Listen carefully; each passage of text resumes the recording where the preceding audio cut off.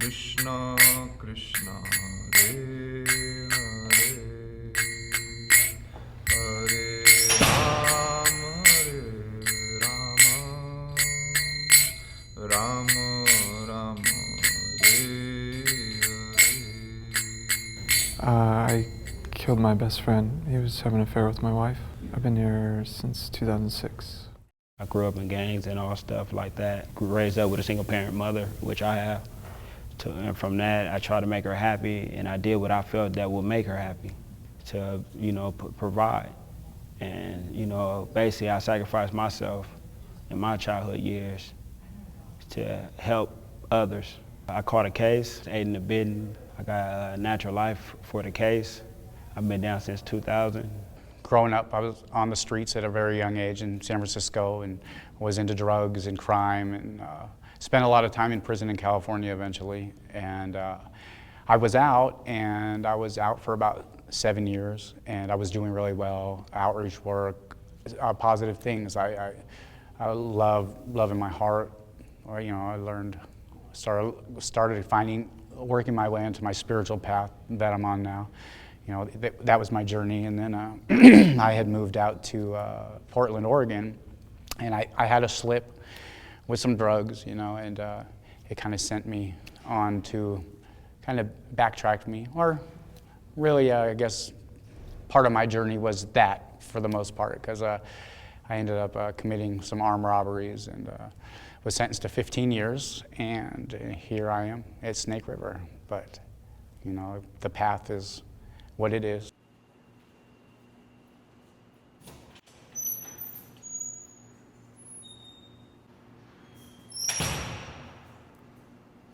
The spiritual dimension of our being is foundational to who we are and how we show up in the world.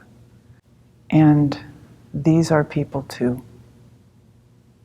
These are fully endowed, fully human people with whom we share this planet. In most ways, they're no different from you or me.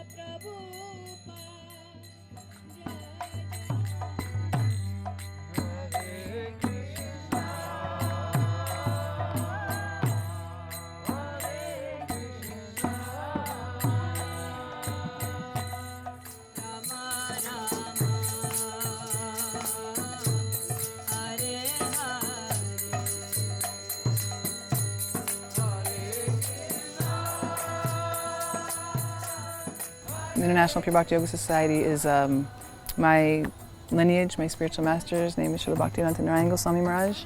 It was his organization in the Western world, outside of India, to bring kirtan, bring spirituality through the books, through the spiritual food, through chanting, to different area, any area we can reach. Besides, prisons, but also homeless. We go into Snake River Correctional Facility, which is in Ontario, Oregon. It's kind of on the border of Oregon and Idaho. And we've been going now for 5 years, and we have a really special group of men there, about 30 to 40, who are just really going deep into changing their lives through spirituality in a positive way.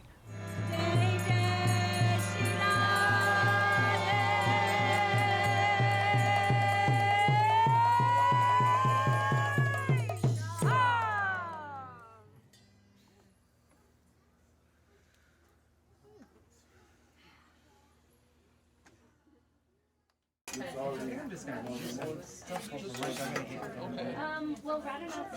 Sorry.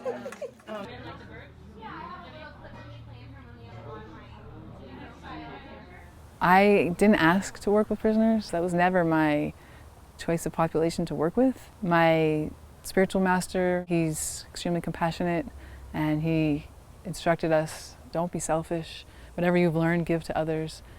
I had to follow that calling. We go in and we bring chanting and meditation into the prison system. We pen pal with many inmates. We have over 600 members, inmate members across America in our program. So we do kirtan programs, we do one-on-one personal visits. We pen pal, we send a course out every month about Bhakti yoga. Bhakti means devotion, yoga means to connect. So we break down principles of karma, reincarnation, who is Krishna, who is Radha. The teachings from the Bhagavad Gita, we break it down into more simpler language, and we send that out every month. We send books to inmates personally and to the prison libraries. We're in over 600 prison libraries in America.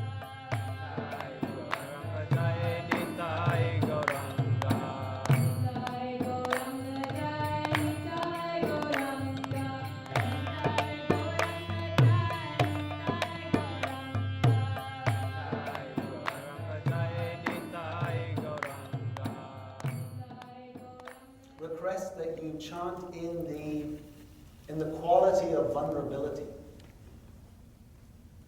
And that I don't have the power, but you have that power. And that is the meaning of the Maha Mantra. What does it mean? We call God, the divine spirit, we call him Krishna. Let me not just be angry with myself, let me take the responsibility to see how I can uplift myself. By taking responsibility, my heart becomes softer. My spiritual master, what we call Guru, he talked about no matter what, it's like blinking or breathing, you are going to eat, you're going to drink, you're going to somehow engage your sense of your mind and your intelligence and your ego, but that our last body, our spiritual body, is sometimes will go days on end without eating, so to speak, without being anything, any nourishment being given to it. And so that's what we're doing here. And he would say, that is actually your primary purpose, that.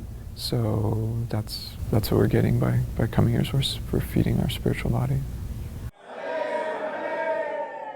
Those who come to our program and who are seeking spirituality, they want to change themselves. They want to develop as a human being and evolve, and they want to know more. Who am I? Why am I suffering? How did I get here? How can I fix myself?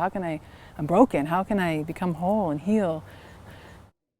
This whole prison experience, life experience, but especially here, it's amplified in prison because we have an opportunity every day to actually look in the mirror, minus all the distractions, and start to shed all the different layers of ego and all the different layers of self if we choose to. And every day we have that choice, love or fear.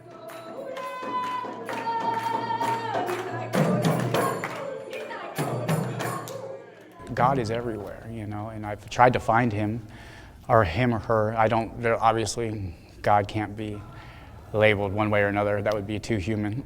But I find God everywhere. You know, I found him in the Christian church. I've found him in different places. But when I've tried to hold on to him in a certain place, I've been let down. And I find now that God is simple. You know, love.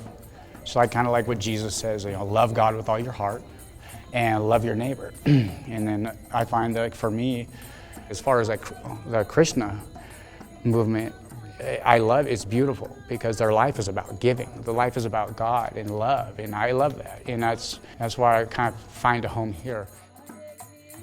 Being on the streets and being raised and stuff, I carry a lot of stuff on my shoulders. Christian made it to where I'm able to give me a chance to try to learn how to live and be a person.